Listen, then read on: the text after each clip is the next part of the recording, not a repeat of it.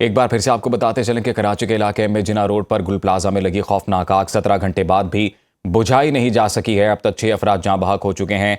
22 अफराद बताए जा रहे हैं जो कि जख्मी हैं और इनमें से 11 की हालत तशवीशनाक है। इन तमाम अफराद को तिब्बी इमदाद के लिए अस्पताल मुंतकिल किया जा चुका है। गुज़िश्ता रात आग 10 बजे के करीब ये आतिज़दगी का वाक़या पेश आया था गुल प्लाजा में। और मुशाहिदीन और रेस्क्यू ज़रा ये बताते हैं कि उस वक्त शॉपिंग की गर्ज से शहरियों की एक बड़ी तादाद इस प्लाजा में मौजूद थी। ज़्यादातर लोगों को रेस्क्यू कर लिया गया था, लेकिन अभी भी शुबा है कि इस इमारत में कुछ लोग ताहाल मौजूद हो सकते हैं। लिहाजा कोशिशें की जा रही हैं कि जल्द अज जल्द आग पर काबू पाया जा सके ताकि उन लोगों को भी बर वक्त रेस्क्यू किया जा सके।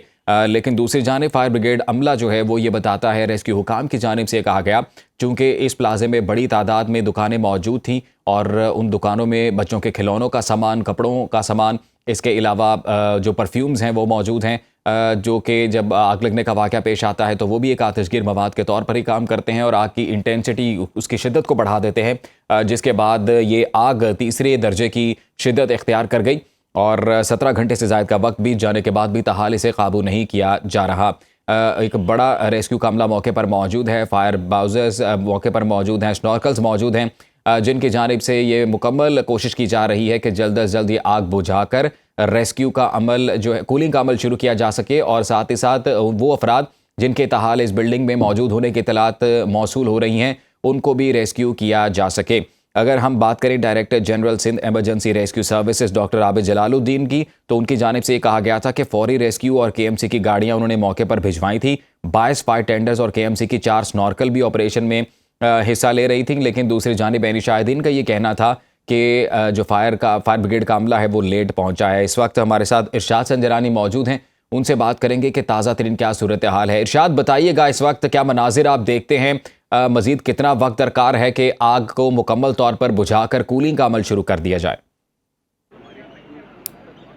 देखा, बिल्कुल आग तो लगी हुई है और गुज़िश्ता रात जो 10 बजे से आग लगी थी और इस वक्त हमारे पास जो ताज़ा तरीन ब्रेकिंग हमारे नाजरीन के लिए है कि डीसी साउथ ने जो है मिसिंग पर्सन की फहरिस्त जो है वो जारी कर दी है, जिसमें 33 अफराद लापता हैं और लापता अफराद के नाम और लवाहिकीन के नंबर भी जारी कर दिए गए हैं और लापता अफराद में दुकानदार, मुलाजिम और कुछ गायक भी शामिल हैं। तो ये अब तादाद बढ़कर जो है 33 हो गई है लापता अफराद की। बाकायदा ऑफिशियली डीसी साउथ ने जो मिसिंग पर्सन जो है इस आग के वाक़े में उनकी जो है फहरिस्त जो है हमने हासिल की है।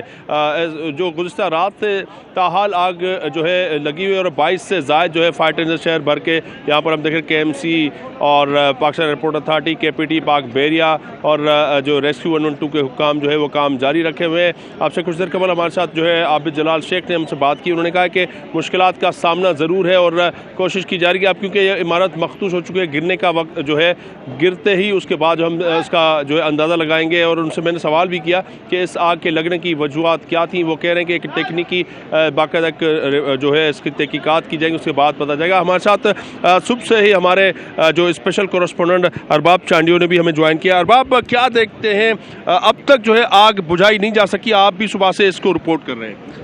देखिए, आग की नोयत ऐसी है कि ये तकरीबन 2.25 एकड़ पर मुहित एक ऐसी बिल्डिंग है जो कि अगर इसे कहा जाए कि कोना निकला हुआ है और यूक्रास में बिल्डिंग है और इस बिल्डिंग में 1200 दुकानें थी और फूल के जो है कागज़ के फूलों से लेकर यहाँ पर घर की हर डेकोरेशन की यहाँ दुकानें थी।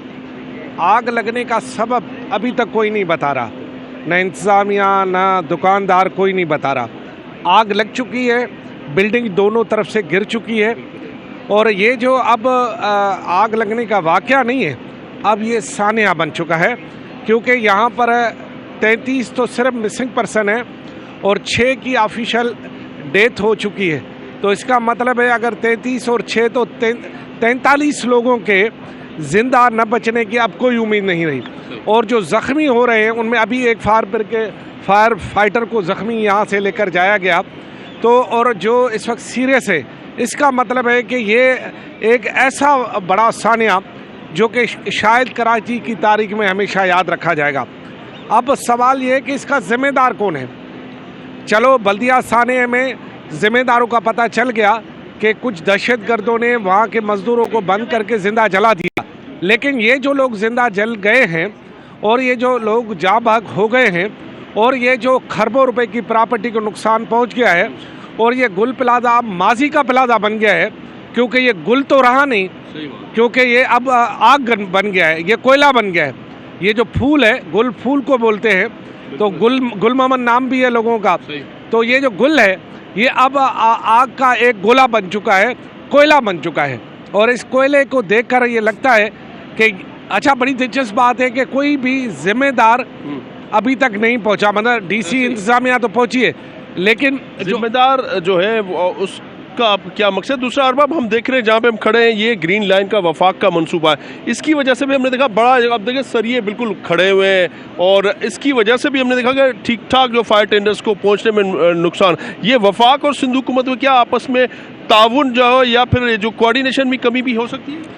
देखिए, तरक्याती काम जहाँ होते हैं वहाँ ऐसी दुश्वारियाँ तो होती है, और इस दुश्वारियों का सामना भी है। लेकिन बात यह है कि मेयर कराची किधर है? सुना है कि वो इस्लामाबाद में है और वहाँ से हिदायतें जारी कर रहे हैं कोई ज़रूरी आइनी तरमीम है, जिसकी वजह से वो यहाँ नहीं है। मेरे ख्याल में आइनी तरमीम इतनी ज़रूरी नहीं है। मेयर कराची को यहाँ शहर में होना चाहिए, क्योंकि ये मेयर का शहर है, और ये 24 घंटे के बाद भी अगर मेयर ना हो। अच्छा, बड़ी दिलचस्प बात है कि वज़ीर आला सिंध हाउस से भी 12 घंटे के बाद इस खबर की जो है तहकीकात और मजम्मत आई है। इसका मतलब है 12 घंटे तक वो भी सोए रहे। तो शहर जो है वो अब सानियात का शहर बन गया है।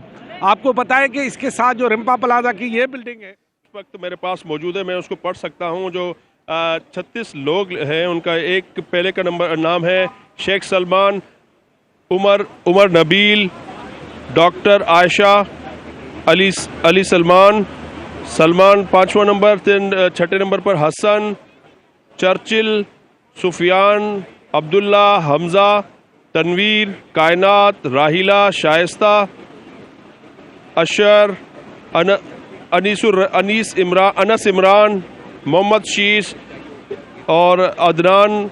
इसके अलावा सरफराज, फैसल, आसिफ, मोहम्मद अली, अब्दुल्ला, यूसुफ।